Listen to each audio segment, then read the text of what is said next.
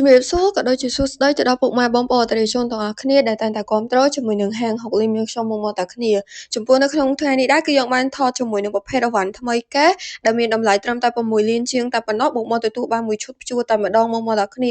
អញ្ចឹងបើសិនជាបងត្រូវការជាប្រភេទអវ៉ាន់ថ្មីកែដែលមានតម្លៃសមរម្យបងអាចយកជាមួយនឹងឈុតនេះបានមកតែគ្នាចំពោះឈុតនេះដែរគឺជាប្រភេទម៉ាស៊ីនBogota 14សេសជាមួយនឹងប្រភេទប៉ង Nagata មកតែគ្នាឈុតនេះគឺជាប្រភេទឈុតកូនកាត់ថៃទាំងម៉ាស៊ីនទាំងប៉ងតែម្ដងមកតែគ្នាមានការធានាជូនមករយៈពេល1ឆ្នាំពេញតែម្ដងហើយចំពោះតម្លៃវិញគឺត្រឹមតែ6លានជាងតែប៉ុណ្ណោះគឺបងទទួលបានមួយឈុតព្យួរទៅតែម្ដងមកតែគ្នាតម្លៃធូរហើយគឺធានាគុណភាពអវ៉ាន់ជូនដល់បងអតិថិជនទាំងអស់គ្នាតែម្ដងហើយបើសិនជាបងចង់យកតាមម៉ាស៊ីនក៏បានដែរចំពោះប្រភេទម៉ាស៊ីនស៊េរីនេះគឺ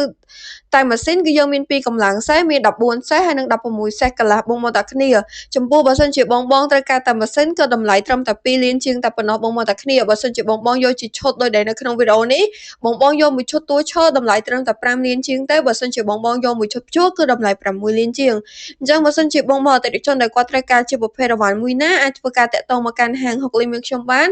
តាំងពីទីតាំងដែលទីតាំងទី1គឺស្ថិតនៅខេត្តបាត់ដំបងនៅជិតនឹងរង្វង់មួយនៃរំសាយសក់ហើយនិងទីតាំងទី2គឺនៅខាង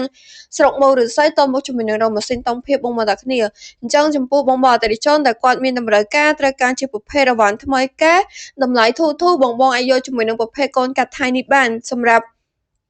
ប្រភេទអវ៉ាន់នេះគឺមានការធានាជូនមករយៈពេល1ឆ្នាំពេញទាំងប៉ងទាំងម៉ាស៊ីនតែម្ដង